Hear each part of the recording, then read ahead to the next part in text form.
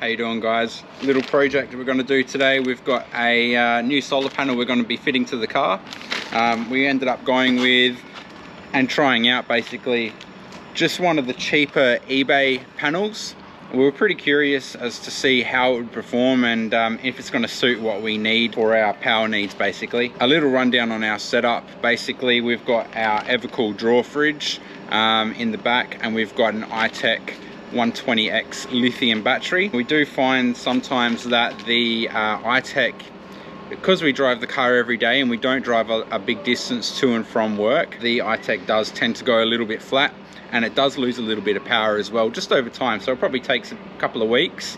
And if we do leave the fridge on constantly, we find that the iTech does start losing power. So the idea of this is basically to keep that little float charge coming into the lithium battery, and hopefully keep that battery you know, powered up for the fridge, so the fridge can keep running all the time. From what I can measure up on the roof rack, we've got a Rhino roof rack obviously on the Patrol. It's going to fit up there quite nicely. So the panel we actually ended up going with after having a bit of a look around on eBay was well, it's labeled as a 250 watt panel. I highly doubt that it's a 250 watt panel. We'll do a couple of tests a bit later and we'll work out roughly what size that is based on some of the information they've given us and what we can test as well. So the pack that we got came with some solar leads and also the solar panel. So we'll pop that on the floor in a second, open it up. But so I'm pretty curious to see, I guess, the quality of these things. Another question obviously is going to be how long do they last as well. So we're pretty keen to test it out and see how it turns out. And we'll probably do an update video a little bit further down the track, maybe in 12 months, and see how that turned out. So first of all, the cables actually don't look too bad.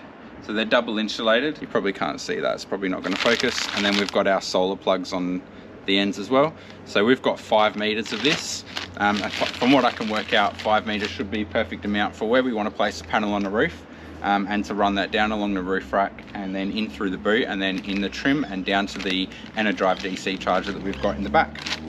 So we've got no solar coming into the Enerdrive DC charger at the moment, so this will be the only solar input. And we haven't actually needed it. The Enerdrive DC charger is the 40 plus, so it puts up to 50 amps into the lithium battery all the way almost to 90%, and then drops it down a little bit right at the end. So it does charge the battery up really quick when we do drive it. Like I said, we just don't drive it very far day to day, so it doesn't get the charge that it needs constantly. Not like if we were traveling or had a solar blanket or something like that plugged into the car like we do when we're away. So this is going to be a pretty good alternative that's not going to stick out, it's not going to add any height to the car, and it's going to be quite a cheap, simple setup, I think. There's a ton of sellers with all different claims of what their panels are powered at, the amps they put out, the sizes. Some are even really hard to find the sizes as well. So I'll put a link up of where we bought our panel from. We'll see how it goes. I can't promise you that it's going to be great or it's going to be terrible. I'm really keen just to chuck it up on the car, install it the best way we can, and then see how it goes. We'll pop the panel open.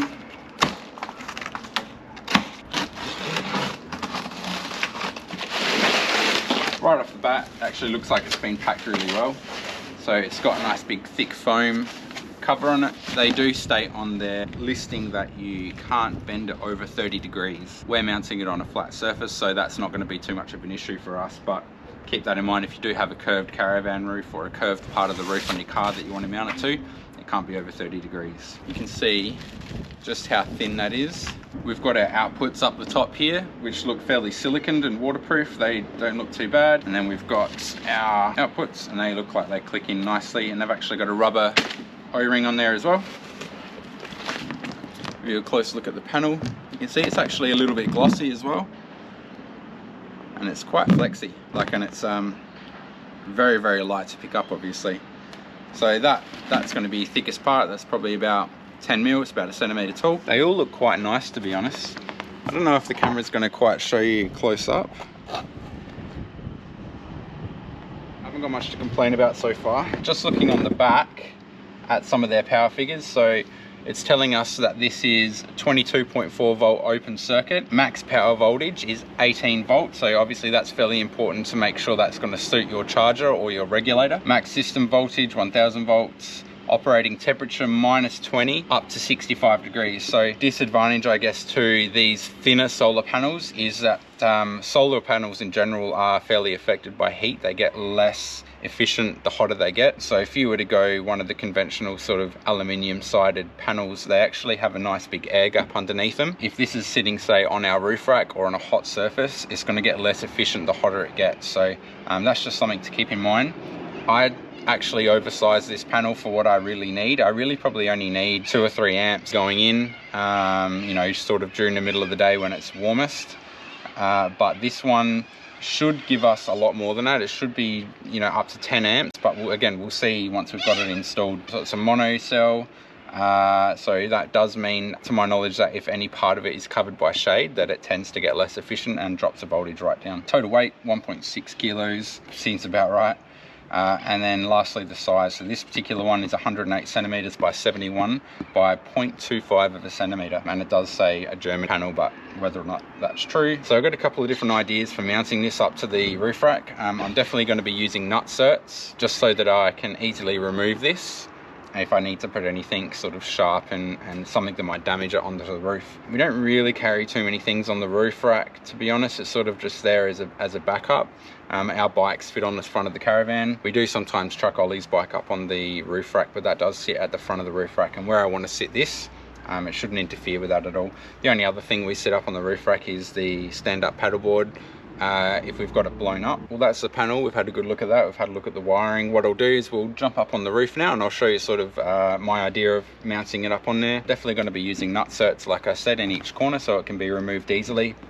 The only thing I'm not sure about at the moment is whether I'm going to be mounting it directly to the roof rack or whether I'm going to put something to space it up from the roof rack a little bit, like core flute, which is very common, or whether I'll just do a bit of silicone underneath just to stop it flapping or causing any damage. So we'll get up there and have a look and size it up and make sure the size is going to be okay, and we'll go from there. All right, just a quick look at some of the tools that we're going to be using.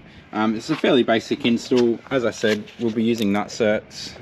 These are nut certs, and obviously the gun that suits it as well.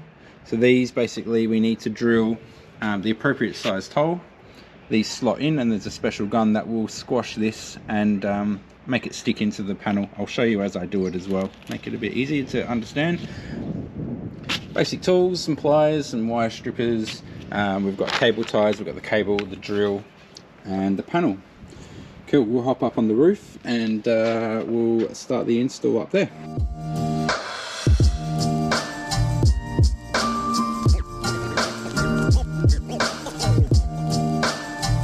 Alright, we've got a couple of different options for mounting this panel up here. I'll show you what I mean. So this is obviously the back of the car, and we've got an option for basically how I initially measured it up. It can sit right at the back. We've still got all this real estate at the front. It clears, doesn't overhang. You're not really going to be able to tell that it's up there. With this way, it does sit partially on the track. So this one will sit half on the track, and then that one sits half on the track.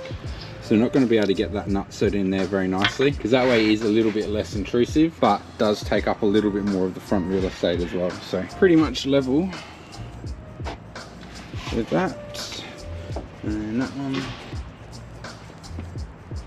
And then you can see here we've got plenty of meat for those nut certs. It's all pretty even there, so it's looking pretty good to me. We'll mark that out in a sec, get that all nice and square, get that marked out and ready to drill some holes. Alright, as I said before, the nut certs are fairly basic. We just need to drill a hole the same diameter as that. That slots down into the hole like that. Then there's a tool that we put into here and we squeeze, and it just sort of crimps it into that hole. So it's pretty straightforward. Mark a couple of holes.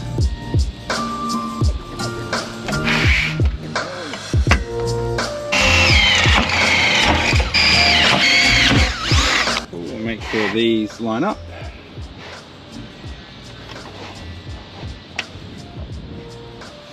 Looking pretty good. We'll get that nut cert tool and we'll squash them in. So we've got our nut cert gun. It obviously squeezes like that, and as you squeeze it, it pulls that back. Throw that on. A little issue that I just noticed is that these are the perfect size, obviously, to slot into the roof rack, but as soon as I attach them to the gun, that thread sticks out, and that thread is too deep to fit into this channel here. So it's a double walled channel, as you can see. It's double wall, top wall, bottom wall.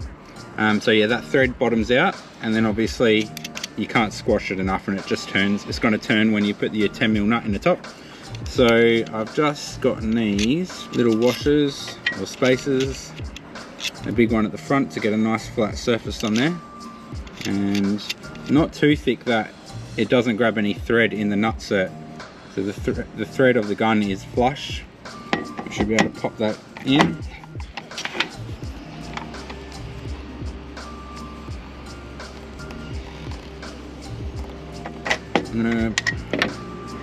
It's not loose, it's tight in there.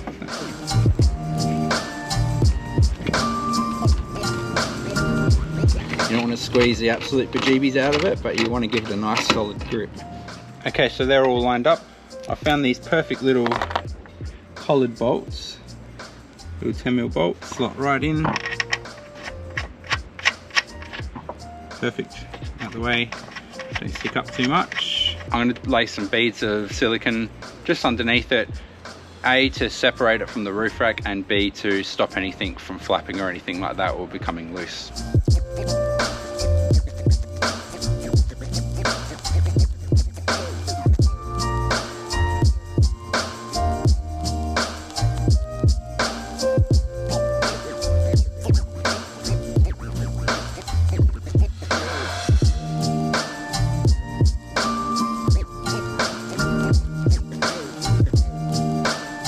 Sure, there's a million ways that you can do this, most of them probably better, but this is going to work nicely for us.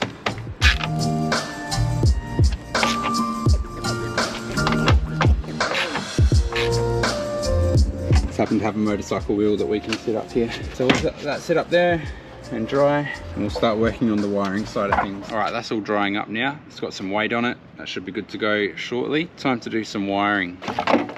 Wiring's fairly straightforward. It's just a positive and negative, and we're going to carry that all the way through to the DC charger in the car, which is behind our back seat. The good thing is that we already have existing wiring from our side lights coming down through the channel and then down through the boot into the back of the car, so it shouldn't be too hard to get that down into the car. We'll just figure out a nice way to lay this wiring so it's not sticking up or it's not sticking out and not going to get in the way or anything.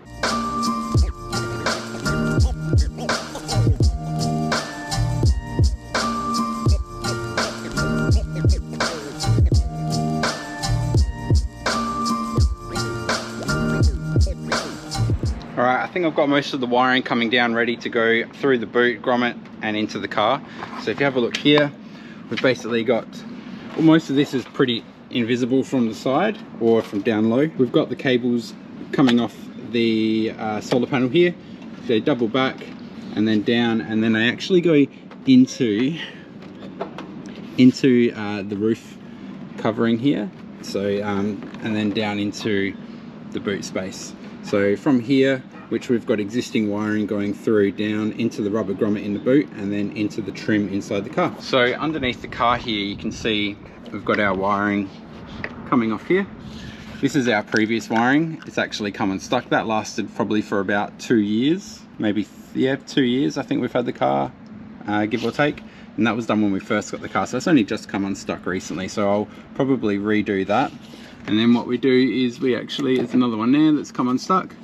We go into the grommet, into the boot, which is all protected there, and that'll lead us into the trim here.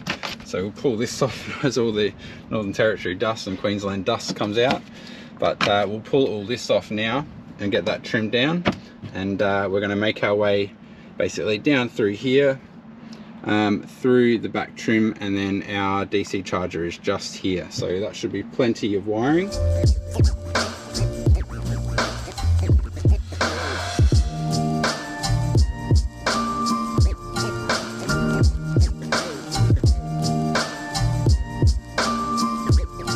Alright, we've got the wiring coming from the roof through the trim.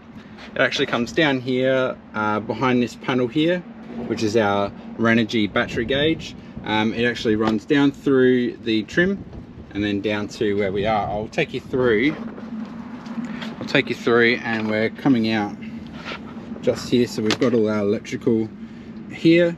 Don't pay too much attention to it, it's obviously not the neatest at the moment, it's a bit dusty, needs a good clean, but we've got our cables for the solar coming out here. We've got quite a bit of extra cable as well, so it's worked out pretty well. And all we want to do is come into the bottom of the Enerdrive DC charger, and we've got a hole provision on the bottom there. So I'll get all that ready now, and then I'll show you the end result.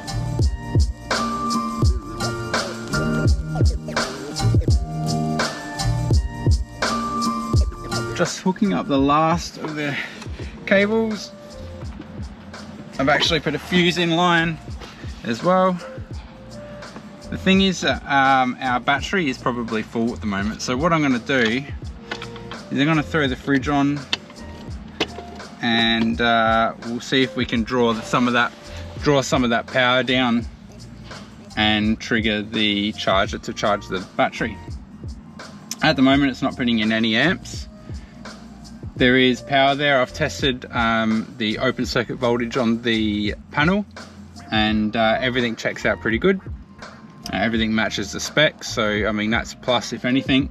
On the charger itself, there is a little QR code here that when you take a photo of it, it does send you straight to the Enerdrive DC 40+ instruction manual, which is really helpful, and it gives you a pinout as well, which is a great help. So we'll just finish tidying up a couple of bits and pieces and get that ready, and then we'll chuck the fridge on in the meantime, and I'll get you back in a tick, maybe in about half an hour once we've drawn our battery down a little bit, and we'll see if we can get some power into that battery. You can see the solar panel has triggered the charger to turn on and sense, which is good, which means there's a voltage there. If we come around here, got our energy battery monitor as well. We're on 100% at the moment, so what I'll do is I'll flick the fridge off, because we've had the fridge off for a little bit, and then we should see here we're -4 amps. We do have the solar panel covered on the roof as well, so that's not going to be putting anything in at the moment. So I'm going to let that fridge draw down a little bit. We'll knock that down fairly cold so it stays on for a while. We'll get that battery down. Alright, it's the next day. We've had a little trouble getting the battery down overnight. It hasn't really gone down a whole lot. So I'm going to chuck some loads on the car now, and we'll try and get that battery percentage down so that that charger can kick in and let the solar do its thing.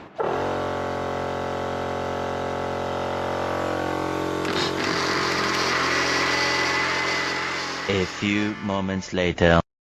Alright, we managed to get that battery down to about 95%. So it's still, it's only just ticked under 100 amp hours remaining. So it took a lot to get the battery down. As I said before, it's only over a sort of a lengthy time of short drives that it tends to gradually go down if we have the fridge on all the time. We have got the battery down to 95%. We were drawing about 60 amps or something for maybe 10 minutes. And it's pulled it down enough for us to have a little test of what that solar panel is currently doing. So it's about 2:30, so not ideal. A little bit earlier would have been good, where the sun was directly up above us, but we have got our driveway on a bit of an angle, and it is facing the sun a little bit as well. We'll have a look and see what the panel's putting in at the moment.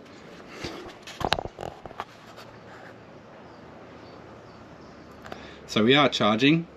We're putting in about 6.5. I've seen that go up to 8 amps just before. For me personally, that's twice what the fridge draws when it's on. This particular fridge, our draw fridge from Evercool, actually draws about 4 amps when it's on. Obviously, once it's cold, it cycles on and off, and it doesn't always use 4 amps. It's only when the compressor does turn on. The compressor's off at the moment, and we're putting in about 6.5. It's hovering around, like I said, I did see up to 8. So when we do turn the fridge on, I've got it set at 0 degrees, so I know that the compressor's on. We're still putting in about an amp worth of power, give or take. It does fluctuate a bit, obviously, depending on what the fridge is using and where that sun position is, but I know for at least you know, a good portion of the day we're going to be putting in more power than we're using with the fridge, so that's a good start. I'm really happy with that. I can't ask for much more. That panel was about $100 delivered, and it didn't cost anything really to get it mounted up on the top of the car. And that wiring, the 5-meter cable that it came with as well, I think that was about $15, give or take. So I'll put some links down below. You can have a look at those products. So far, obviously very early days, but I'm very happy with the panel. I'm really interested to see how long it's going to last if it continues to put that sort of power in, and just sort of how it fares in the weather as well. So I'll probably do a follow-up video to this a few months down the track and let you know how it's all going. Cool, thanks for watching, guys.